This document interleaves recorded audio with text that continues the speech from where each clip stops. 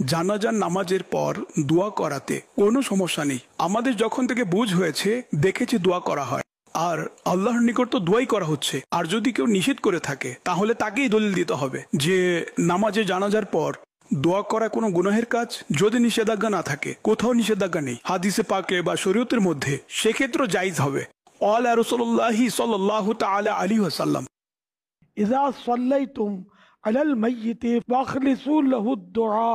রাসূলুল্লাহ সাল্লাল্লাহু আলাইহি সাল্লাম ইরশাদ করেন, যখন তোমরা জানাজার নামাজ আদায় করে নিবে তখন মৃত ব্যক্তির জন্য একনিষ্ঠ অন্তরে দোয়া করো। এর ব্যাখ্যায় মুফতি আহমদ ইয়ার খান রহমতুল্লাহ তাআলা আলাইহি ইরশাদ করেন, যখন তোমরা জানাজার নামাজ আদায় করে নিবে তখন মৃত ব্যক্তির জন্য একনিষ্ঠ অন্তরে দোয়া করো।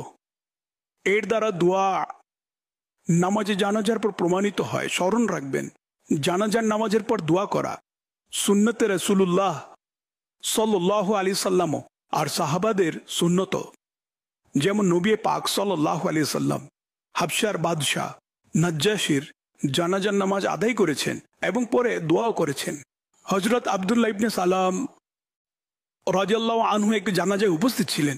নামাজ হয়ে গিয়েছিল, তখন তিনি উপস্থিতিদের বললেন, নামাজ তো পড়ে নিয়েছেন, আমার সাথে একত্রিত হয়ে দোয়া তো করে নিন। এই হাদিস এবং ব্যাখ্যা থেকে এটা বুঝে আসছে যে জানাজার পর দোয়া করা উচিত, এটা সুন্নত। অনেক মানুষের বলা যায় না, হয়তো কুমন্ত্রণায় আছে, মূর্খতায় আছে যে এটা কি। কখনো বলে দেয় আজানের পূর্বে দুরূদ শরীফ পড়া যাবে না, আবার কখনো বলে জানাজার পর দোয়া করা যাবে না। আপনি করবেনটা কি? দোয়াও করবেন না, আল্লাহ পাকের কাছেও চাইবেন না যে এ মাইয়াতকে ক্ষমা করে দিন, এটাও বলা যাবে না আল্লাহ পাকের নিকট।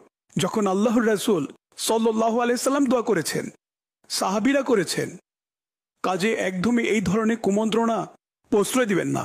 আর এই ধরনের কথা বলা ব্যক্তিদের সাথে বিতর্ক করতে যাবেন না। তাদেরকে আলেমদের নিকট পাঠিয়ে দিবেন যে ভাই এই বিষয়ে আলেমদের থেকে জেনে নিন।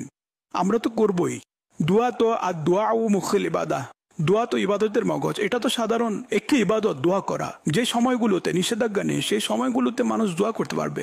সল্লু আলাল হাবিব সাল্লাল্লাহু আলা মুহাম্মদ।